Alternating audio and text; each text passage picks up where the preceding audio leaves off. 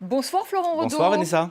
Allez, on parle tout de suite football avec la Ligue Europa. Voilà, Ligue Europa, les demi-finales allées qui débuteront ce soir à 21h05, heure de Paris. Dans le premier match, le FC Séville de Kevin Gamero accueille la Fiorentina, un match qui s'annonce très équilibré puisque les deux équipes sont 5e de leur championnat respectif. Dans l'autre demi-finale, vous découvrez les images. Le Naples de Rafael Benitez reçoit le club ukrainien de Dnipro. Les Italiens compteront bien évidemment sur leur attaquant de pointe, Gonzalo Higuaín, l'Argentin qui a déjà inscrit 7 buts dans la compétition. Les Napolitains qui ont donc l'occasion de s'offrir une fin de saison réussie après avoir été éliminés de la phase de la Ligue des Champions. Et hier en Ligue des Champions, on peut le dire, le Barça a complètement étrillé le Bayern. C'est ça, les Bavarois qui ont résisté 77 minutes sur la pelouse du Camp Nou. Et puis Lionel Messi s'est réveillé. Le quadruple Ballon d'Or a inscrit un doublé en 3 minutes avant de s'offrir une passe décisive pour son collègue Neymar sur le 3e.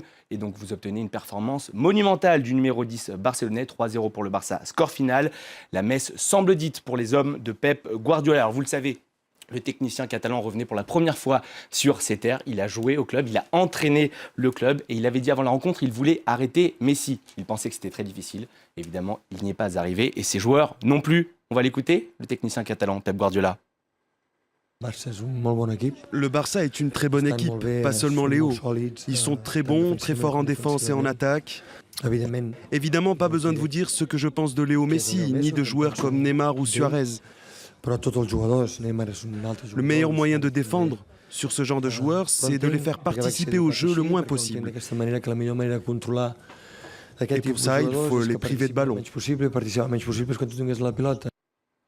Alors vous le disiez, il y a un homme qui a illuminé cette rencontre hier soir, c'est Lionel Messi. Voilà, l'Argentin qui s'est offert un récital hier soir, c'est 76e et 77e but dans la compétition. Il repasse devant son éternel rival, le Portugais Cristiano Ronaldo, qui lui bloqué à 76. Alors Lionel Messi, cette saison, c'est 53 buts en 51 matchs, 9 buts en Ligue des Champions et un stade qui scande son nom pendant 5 minutes à la fin de la rencontre. Celui qui en parle le mieux, c'est évidemment son entraîneur, Luis Enrique. On l'écoute.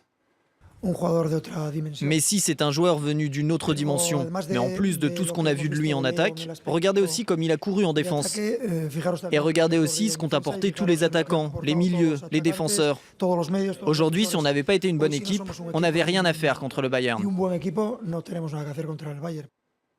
Allez, on va parler de ce scandale qui secoue la NFL. Et une question, le champion titre aurait-il triché? Les New England Patriots sont en tout cas au cœur d'une affaire rocambolesque. Ils sont accusés d'avoir dégonflé les ballons lors de leur finale de conférence. À quoi bon, me direz-vous? Eh bien en fait, les ballons dégonflés sont plus faciles à récupérer pour les receveurs. Une pratique qui serait répandue dans le milieu. La prochaine étape en tout cas pourrait prendre la forme de sanctions contre le club. 2 employés sont visés et le quarterback de l'équipe Tom Brady, véritable légende du sport avec 4 bagues de champion, pourrait lui aussi être suspendu dans cette affaire si les faits évidemment sont avérés.